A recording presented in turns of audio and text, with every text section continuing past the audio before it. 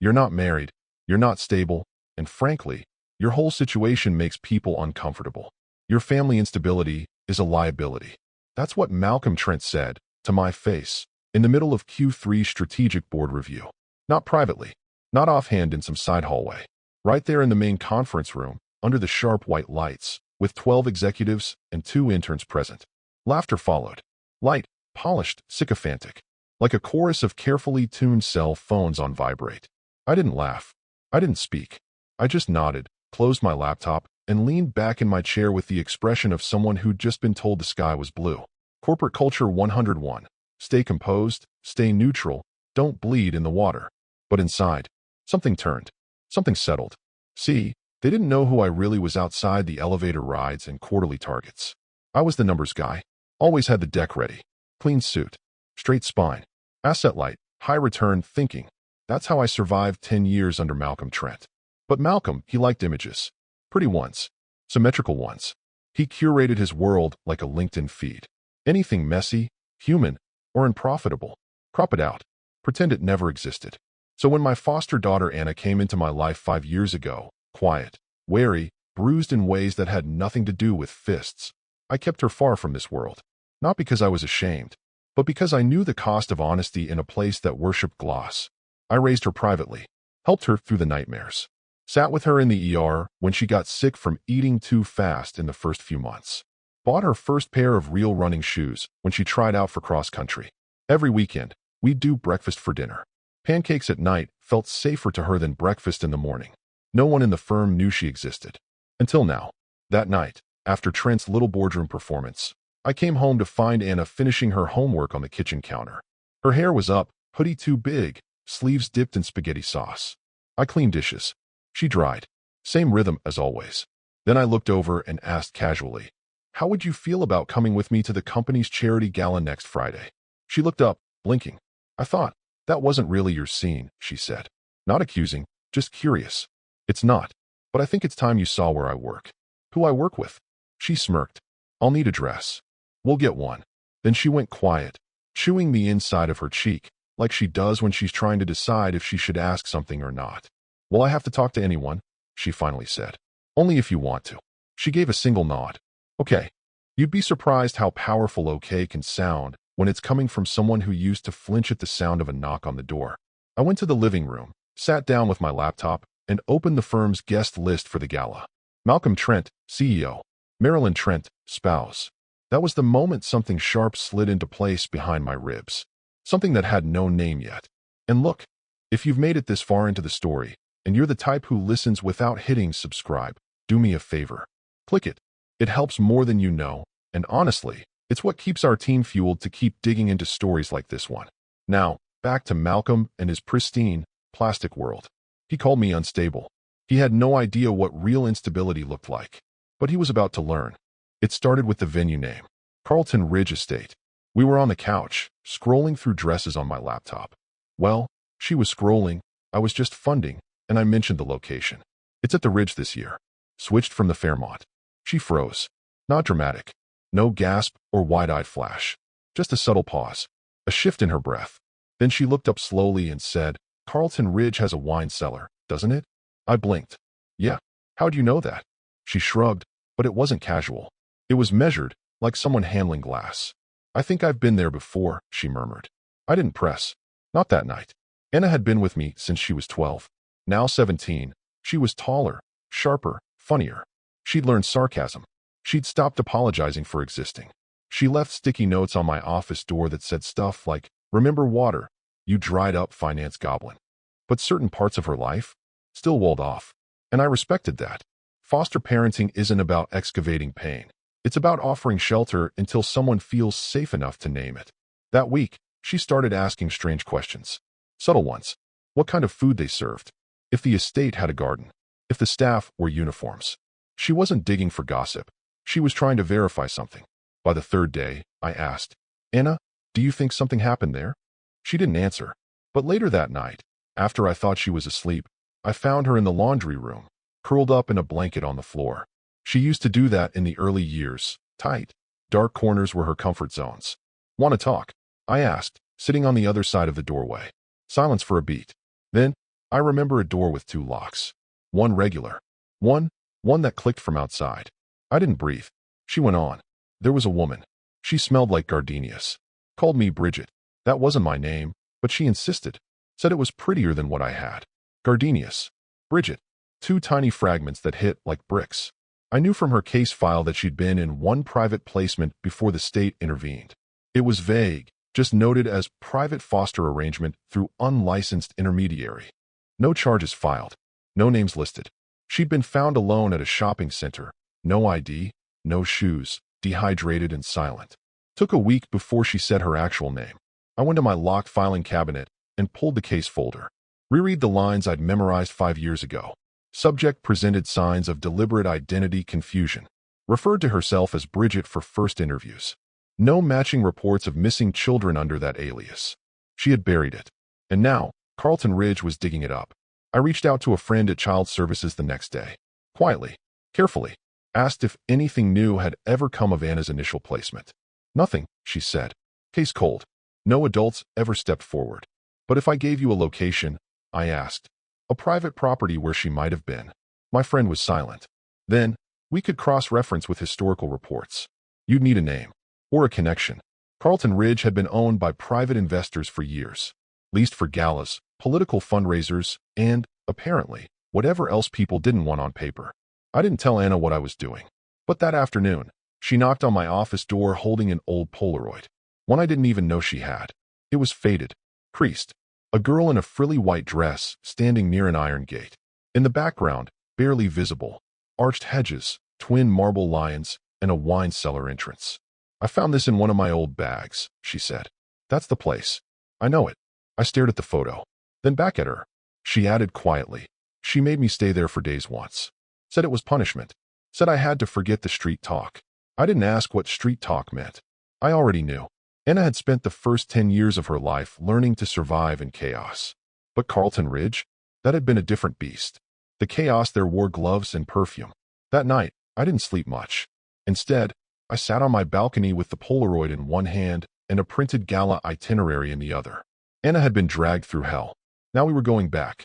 But this time, she wouldn't be alone. There's something cruel about how beautiful the Carlton Ridge estate looks at night. Golden light spills across the marble terrace like spilled champagne. Classical music filters out from the grand ballroom, played by an orchestra too expensive to name. A valet in white gloves opens the passenger door, and Anna steps out slowly, her black dress crisp against the wind, chin high, eyes alert. She's trying to be brave. I can see it in the way she holds her breath just before the flashbulbs start. Inside, everything smells like money. Polished wood, polished people, polished lies. We walk through the main hall, silent auction tables, past hors d'oeuvres, and attendees greased in charm and stock options. Anna says nothing. She just clings to my arm like an anchor, scanning every face, every corner, like a war veteran dropped behind enemy lines. Then he sees us. Malcolm Trent, CEO of Ridge and Morgan Capital, comes striding over like a shark with a tailored tux. He's got that half smile he uses when cornering junior analysts in performance reviews. You brought her, he says, eyeing Anna. I did. I reply, cool as ice. You said family was a liability. Thought I'd let her see what that looks like up close. His smile freezes. A beat of silence. Then he laughs, too loud, and claps me on the shoulder like we're golf buddies. Always the dry wit, huh? Good man. He moves off toward the stage where some hedge fund guy is auctioning off a week in Tuscany. I can tell Malcolm thinks he's won that round. He has no idea the floor beneath him is already cracking. Anna tugs gently at my sleeve. I look down. Her face has gone pale, gray really. Not fear. Not nausea. Recognition. She's staring at someone across the room. She's here, she whispers. Who? She swallows hard. The woman. The one with the perfume. That's her. That's the one who locked me in the cellar. I follow her gaze. Marilyn Trent. Malcolm's wife. Wearing emerald silk and a smile like a blade. My stomach drops. Marilyn walks with a kind of elegance you can't teach. It's inherited, like a coat of arms. She's mingling with donors near the fireplace, laughing politely, holding a flute of something that costs more than a used car. That's her. I ask quietly. Anna nods. Doesn't blink. Her fingers dig into my wrist like she's bracing for impact. She had a different name back then, she says. Mary something. Mary Ellen, I think. But it's her. I'd bet my life. My mouth goes dry. Because now I'm staring at a woman I've worked near for almost a decade. Holiday cards, foundation meetings, banquet speeches. She once hosted a workshop on restoring childhoods through philanthropy. And now my daughter, for all intents and purposes, is telling me this woman locked her in a wine cellar for misbehaving. I feel the room tilt. Not literally.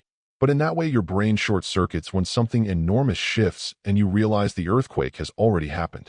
Are you sure? I ask. Anna doesn't even blink. She told me to call her Mary Ellen. She said Bridget didn't cry like I did. She's not shaking anymore. She's remembering. That's worse. I step back slightly, shielding Anna from view as Marilyn approaches a nearby table. She's inspecting a centerpiece, chatting with a retired senator, oblivious to the nuclear war blooming just 20 feet away. I grip Anna's hand. We can leave. Right now. She shakes her head. No, not yet. There's a strength in her voice I hadn't heard before. Like this moment, this collision isn't breaking her. It's forging something. I nod once. Pull out my phone. I fire off a text to my friend in state records. I need alias cross-check on Mary Ellen, tied to Carlton Ridge. High priority. Discreet. She replies within seconds. Sending staff to archives. Give me 30. Anna adjusts her posture and looks around the room like she's recalibrating. Not the girl who used to sleep in closets. Not the girl who flinched at doorbells. No, she's a witness now. A razor with memory. And somewhere across the marble floor, the woman who once called her Bridget is sipping champagne, blissfully unaware that her past is alive and staring straight at her. I don't know what happens next, but I know one thing. This isn't Malcolm's stage anymore. The string quartet was halfway through Vivaldi when Anna leaned in close and asked, "Does she still go by Marilyn Trent?" We were standing near the edge of the silent auction room, just off the main ballroom. Crystal chandeliers glinted overhead. Laughter drifted across the parquet flooring. The bidding cards were fanned neatly across a mahogany table. Trips to Lake Como, private chef packages, a week on someone's yacht. I blinked at her question, caught off guard. Yeah, I said slowly. She's always been Marilyn. What? Anna's eyes didn't leave the crowd. She was watching Marilyn across the room, who now stood beside Malcolm, charming the CFO of some telecom startup. She was laughing delicately, brushing an invisible speck from Malcolm's lapel, like she hadn't locked a child underground and renamed her like a doll. She called herself Mary Ellen back then, Anna said quietly. And the man, he was just M. That's all I ever heard. She called him that when he came around. I stopped breathing. M. Not Mr. Not Malcolm. Just the letter. I had heard Anna mention M once, in passing, years ago, during one of her counseling sessions I sat in on. She said he was the one who gave the orders. The one who decided when the cellar door stayed shut. The one who came by at night, always half drunk, smelling like mint and cologne and danger. I thought it was symbolic. A placeholder. I was wrong. Malcolm wasn't just the polished monster in a boardroom. He was the man. My boss. My mentor. The man who once toasted me at a holiday party for rising through the ranks with grace. The man who brought in my bonus structure personally when I'd closed a 7-figure contract. The man who made a room of shareholders laugh while casually gutting an entire department. He wasn't near her abuser. He was her abuser. And he didn't even know he'd brought her back into the room. I stepped back, pulse roaring in my ears. The walls didn't feel stable. The string quartet was still playing, but the music sounded warped, like someone had dragged a bow across something living. I pulled out my phone, opened a secure channel, texted my friend at the state records office. I need alias confirmation. Mary Ellen, linked to Marilyn Trent. M, suspected as Malcolm Trent. Quiet search. No alerts. It took 6 minutes. Longest 6 minutes of my life. During that time, Anna didn't speak. Just watched. Her hands were folded in front of her. Her body still.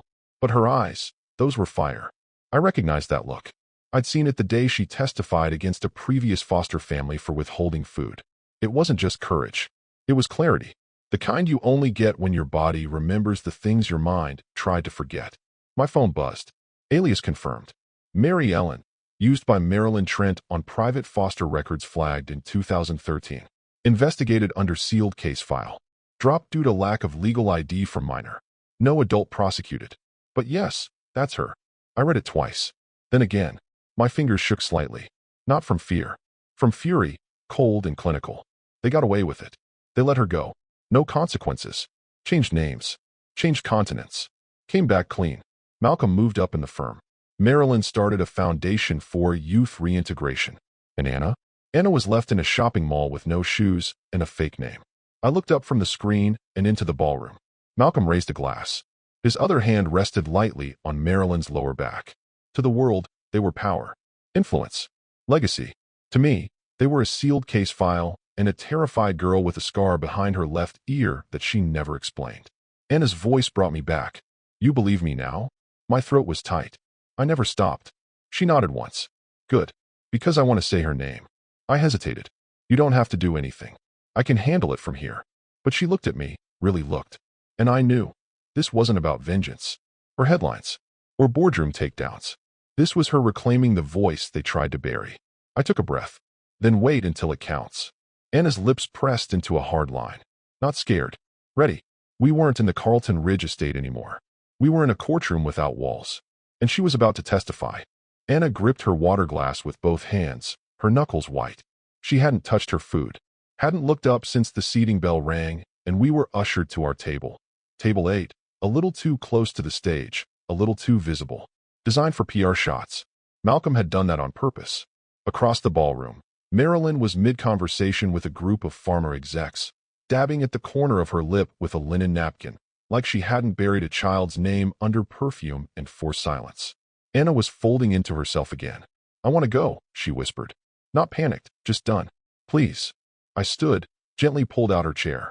Knelt beside her, eye level. You can't, I said. Right now? Say the word, and we're out that door. Her eyes met mine, glassy but focused. She was holding something inside her like it was radioactive. But if you still want them to know, I let it hang there. She didn't answer immediately, just stared past me, toward the cluster of donors and socialites, the orchestra tuning behind their velvet drapes, the tower of desserts being arranged on silver carts for the post-dinner photo ops. Everyone here was dressed for illusion. Wealth made everything seem untouchable. Then she nodded. I want them to know what they did. I held her hands in mine, steadying them. Then wait, I said. No grand scene. No fight. Just one word. When the moment feels right, say the name. She inhaled. Deep. Shaky. But when she exhaled, her shoulders dropped. Dinner came. No one ate much. Across from us sat an oil executive and his third wife, who was more invested in Instagram than food. Next to me, a regional politician complained about interest rates. Anna stayed silent through it all. A ghost with steel bones. The speeches started. First the hospital CEO, talking about pediatric funding. Then a celebrity chef who'd donated time to cook with underprivileged kids. Like that somehow fixed anything. Then Malcolm, of course, who stood up and took the mic with his trademark authority, one hand on Marilyn's back. Tonight isn't about us, he said smoothly, the kind of voice that made interns mistake him for noble. It's about future generations. About protecting what matters most. The next chapter. He raised his glass. The room followed. Applause. Flashbulbs. Laughter. Then Marilyn began her circuit again, weaving through the tables, smiling graciously, collecting thank yous like tribute coins. She approached ours. I glanced at Anna. She was staring straight ahead. Marilyn drew closer. I could hear her heels ticking on the hardwood like a metronome. 2 steps away. 1. Then Anna spoke. Not loud. Not angry. Just steady. Clear. Crisp enough to cut glass. Mary. Marilyn's spine stiffened mid-stride. She froze. Her expression didn't change, at first. Still the smile. Still the gracious hostess. But her eyes went wide, just for a second. Recognition hit like a car crash. She turned, slowly, to face Anna. Anna, who now sat with her chin high, hands folded in her lap like a quiet storm. I could see Marilyn's breath catch. The orchestra faltered, barely, as if someone missed a cue. And in that moment, just that one word, the entire gala shifted. No fireworks.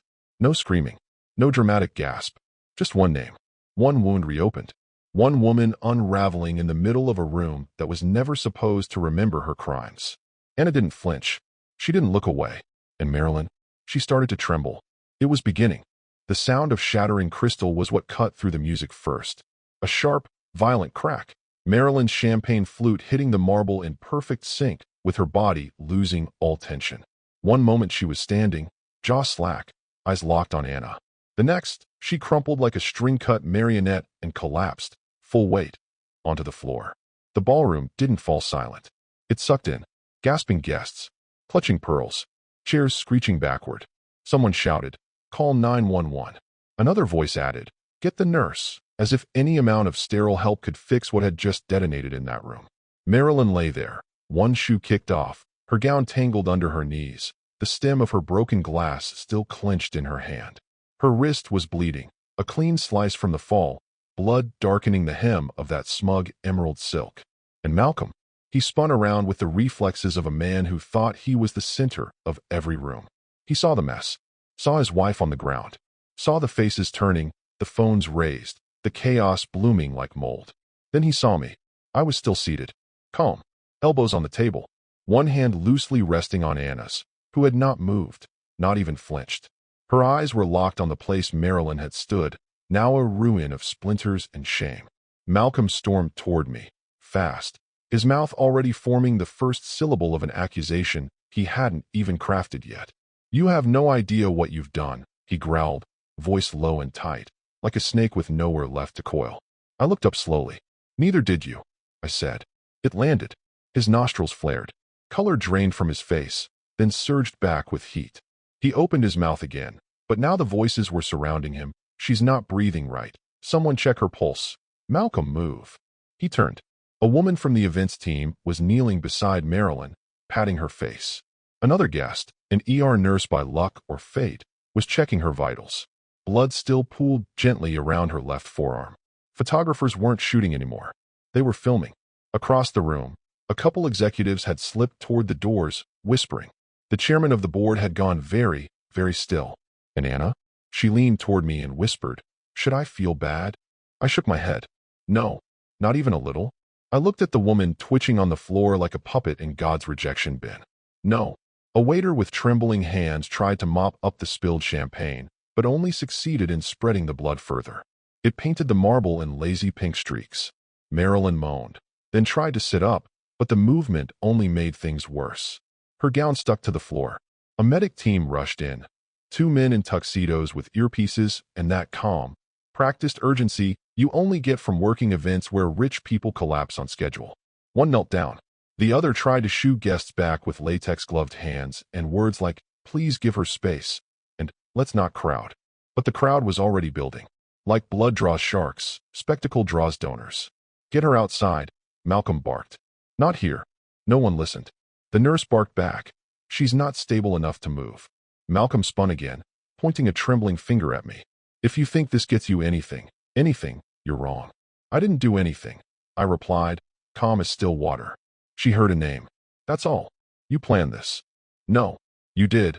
The moment you brought your sins into a room full of cameras and thought they were buried deep enough not to rot." He looked around. He was realizing. People weren't just watching. They were recording. And in every frame of every phone video, he stood over his collapsed wife, sweat glistening, fury barely contained. And me, sitting calmly beside a 17-year-old girl who had said one word and brought the entire evening to its knees. He stepped forward again. One more inch, and it would be a scene. I tilted my head just slightly. A warning. A promise. And for the first time in all the years I'd known Malcolm Trent, he hesitated. Behind him, a woman whispered, "Isn't that the foster girl he took in?" "What did she say?" Another voice, she said, "Mary." The first, I thought her name was Marilyn. And now it had begun. Not just the collapse, but the unraveling. The truth hadn't been shouted. It had been whispered. And somehow, that made it louder than anything else in the room. "Someone get security. Now." The voice cut through the room like a guillotine, crisp and final. Every head turned, including mine. At the edge of the ballroom, just outside the velvet barrier separating the donors from the executives, stood Mr. Winslow, chairman of the board, 74 years old, spine straight as his career. He wasn't a man who spoke unless it mattered. And when he did, people listened. But here's the part that mattered most. He wasn't looking at me. He was staring straight at Malcolm. The command didn't need repeating. Two uniformed men stationed near the main doors stepped forward, eyes narrowing. They weren't decorative anymore. They were chess pieces coming into play. Malcolm turned slowly, confusion fighting with panic in the lines of his face. His expression flickered between outrage and disbelief, like he couldn't decide whether to shout, deny, or run. "What the hell are you talking about?" he said, voice loud, arms wide in performative confusion. "It's my wife who fainted. Why are you?" "Malcolm." Winslow's voice now had weight behind it. That CEO silencing gravity you only develop after 5 decades of watching men implode. You know exactly what I'm talking about. I don't. But then he saw it. The case file. Winslow's assistant, a quiet man named Bennett, stepped forward holding a manila folder. Thick. Worn. The edges soft from time. The top corner bore the stamp of the State Department of Social Services. The kind of file that never should have made it into this room, but somehow had. Malcolm went pale. No, hollow. His voice cracked. Where did you get that? Bennett didn't blink. Courtesy of state records. Your daughter gave us the name. My what? Winslow stepped closer now, passing a stunned cluster of guests and execs. He looked down at Marilyn, who was still half conscious on the floor, flanked by medics, and now a very frantic PR manager. Then he turned back to Malcolm. We've been reviewing background files for the upcoming ethics audit. We ran her alias, Mary Ellen. Matched a closed case from 2013. You remember that year, don't you? When you and your wife took an extended sabbatical overseas. That was for burnout, Malcolm said automatically, voice brittle. She had. Don't insult me, Malcolm, Winslow said, cutting him off with clinical disgust. The affidavit in the file matches the witness account we received tonight. The descriptions, the timeline, even the interior of the wine cellar, verbatim. The girl described details no one outside the original file should know. She's lying. Malcolm barked, sweat now running down his temples. This is retaliation. He pointed at me, fingers shaking. He planted her. This is political. Winslow didn't even look at me. He took one step closer to Malcolm, lowering his voice just enough to make the cameras strain to hear. You've always treated this company like a personal chessboard. Your ego, your games, your image. But I'll tell you something, Malcolm. Our liability isn't the man who fostered a damaged child and raised her with dignity. It's the man who helped damage her in the first place. The room went dead quiet. No more clinking glasses. No whispering. Just silence and the faint hum of the AC kicking on. Malcolm staggered backward like he'd been slapped. His mouth opened, but no sound came out. His eyes darted from the file to Bennett to Winslow to me. He looked at Anna. Really looked, for the first time. Recognition bloomed. And behind it, fear. The kind of fear that isn't about being caught. It's about being seen. You're making a mistake, he rasped. No, Winslow said flatly. You did. He turned to the guards. Escort him out. Quietly. Now. The two men nodded and flanked Malcolm. He didn't resist. Not really. His body moved, but the fire was gone. Like someone had unplugged him. One last time, his eyes found mine. They didn't plead. They didn't threaten. They just fell. Like a curtain dropping on the final act of a man who'd built his empire on smoke and mirrors and forgot what it felt like when someone simply turned on the light. Anna squeezed my hand. I looked at her. She wasn't smiling. She didn't need to. Because the firm no longer saw her as a burden.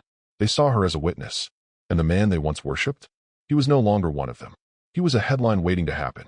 Bennett opened the file. No dramatics. No slow-motion page flipping. Just quiet, methodical exposure. One sheet after another, spread across the head table under dimmed chandeliers and a suddenly very alert crowd.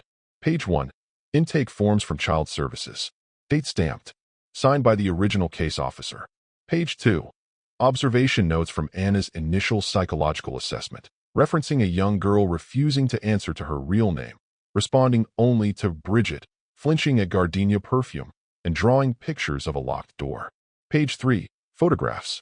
Grainy, dated. One showed a narrow wine cellar with peeling whitewash and rust around the hinges. Another captured a small figure, blurry but unmistakably a child, sitting on the steps, legs drawn to her chest, barefoot. Then came the affidavit. It was sealed in an envelope marked under protective review, but the redacted summary had already been printed. A witness statement naming two individuals by aliases, Mary Ellen and M. Descriptions matched Marilyn and Malcolm down to the scent of his cologne and the way he referred to the girl as investment training. The room was so silent you could hear a napkin drop. People weren't breathing, they were processing. Mr. Winslow leaned forward, still reading as he spoke, never looking up. Timeline matches the summer you both disappeared overseas, he said, voice flat. The same summer Anna was found abandoned. He finally turned his head and looked at me. Not accusing, not impressed, just curious. You knew all along? I shook my head. No, I suspected. The more she remembered, the more it lined up. The file was sealed. She was a minor. I didn't push. You didn't try to use it? No. Why not? I met his eyes. Because it wasn't mine to use. Winslow nodded slowly, and in that one gesture, something shifted. Not just about me. About them. About the room. The firm. The machine. It was as if the architecture of the place realized the load-bearing lie had been removed, and now it had to recalculate what stood and what crumbled. Bennett closed the file and set it aside like toxic waste. Across the room, Malcolm was shouting at the guards. "This is slander. You have no proof. You can't do this to me. I built this firm. I put your names in rooms you didn't even know existed." His voice cracked. His tie was loose now, sweat pouring down the center of his starched shirt. But no one moved to help him. Not the VPs. Not the partners. Not even the interns. They'd seen the file. They'd seen her. There was no denying anymore. Only maneuvering. He spun toward Winslow one last time, finger raised like a curse. "You'll regret this." Winslow looked down at the file. "No. I think we've regretted not doing this sooner." Malcolm turned to me, wild-eyed. "You set this up." I stood. Not in defiance, just quiet finality. "I didn't have to," I said. "You handed me the match 10 years ago. All I did was wait until the room was dry enough to burn." The guards flanked him, hands resting lightly but ready. One of them touched his elbow. Malcolm yanked it away, but only half-heartedly.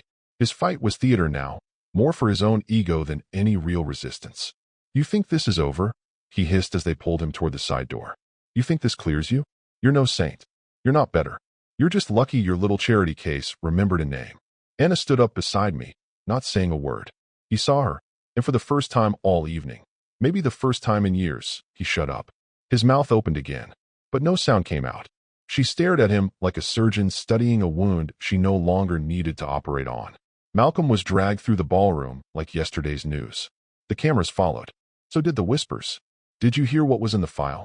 She was the girl, the one from the case. "Wait, that Malcolm? I thought they covered that whole thing up." "Guess not well enough." The firm's legal counsel approached Winslow. I couldn't hear what they said, but the nodding told me everything. Statements would be issued. Non-disclosure clauses reviewed. A firm-wide memo was probably already being drafted. Winslow turned back to me one last time. "We'll handle the rest," he said. He didn't say thank you. He didn't need to.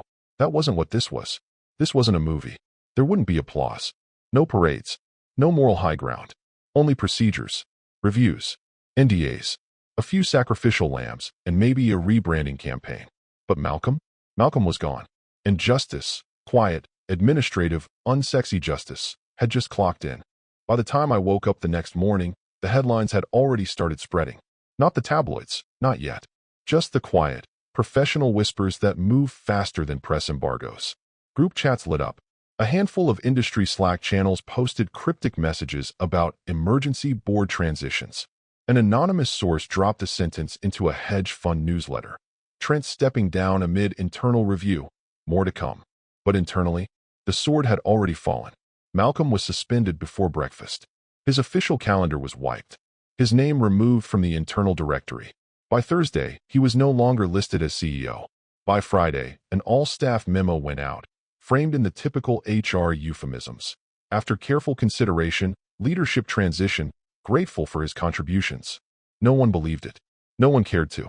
His office, glass, sterile, perched like a throne on the 17th floor, was cleared out by his assistant in under 30 minutes. 2 framed certificates, a Mont-Blanc pen set, and the ceremonial founder's stone the board gave him a few years back. That one stayed behind. I passed it in the hallway the next day, still sitting on the carpet like a relic from a toppled regime. His wife, Marilyn, vanished even faster. Social media, deleted. Charity website, taken down. Public appearances, canceled. No statements. No spin. Just silence. I heard through someone in finance that she'd checked herself into a wellness retreat upstate. Private room. No guests. No contact with the outside world. Rumors said she'd had a breakdown in the car before they even made it home from the gala, screaming that the girl was supposed to forget, that it was buried, that he promised. Maybe she meant Malcolm. Maybe she meant someone else. Didn't matter now. I kept my head down that week. Let the suit scramble. Let the firm do its tree-off. And then, one evening, 4 days after the gala, 3 days after Malcolm was erased, I got a call. Private number. Landline. One of those relics only Winslow ever used. I picked up. His voice was steady. "We'd like to offer you his role." I didn't respond right away. He waited. "You've shown judgment," he added. "And loyalty. Quiet loyalty. That's rare these days." I looked out the window.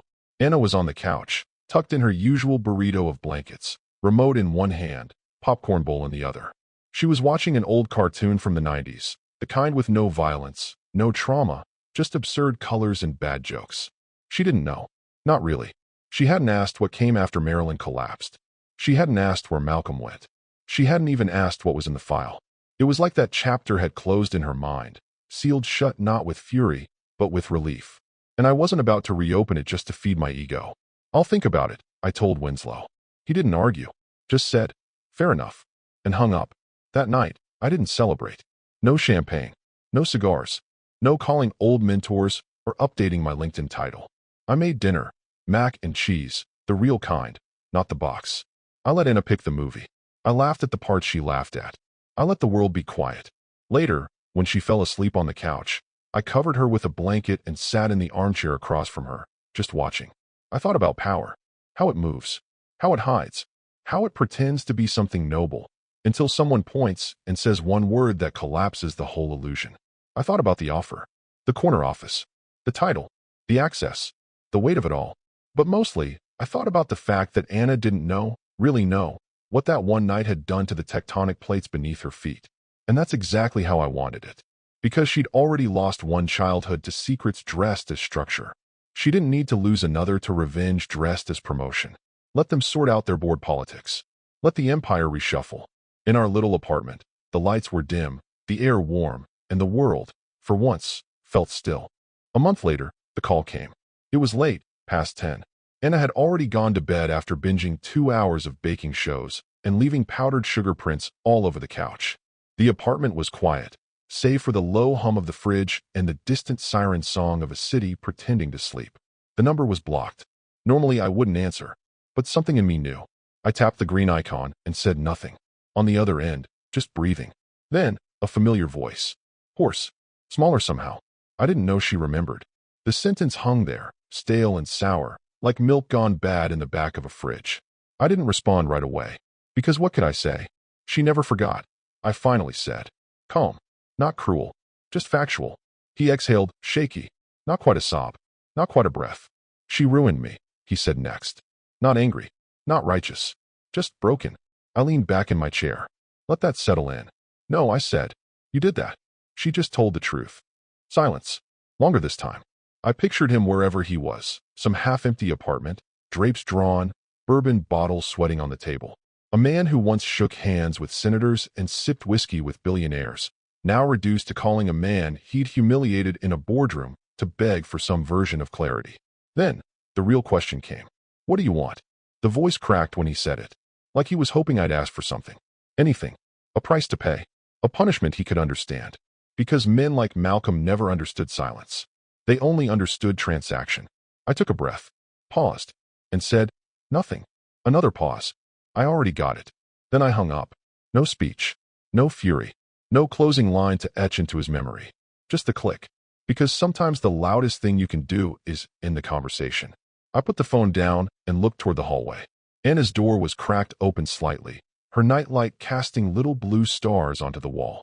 She didn't know about the call. Didn't need to. She had a math quiz tomorrow. And a therapy appointment next week she said she might skip because I'm actually okay for once. And me? I had no grand plans. No next move. Just a clean apartment, a quiet phone, and a teenage girl who now slept through the night without locking her closet door from the inside. That was enough. That was everything. Justice hadn't roared. It had whispered. And then it had walked away.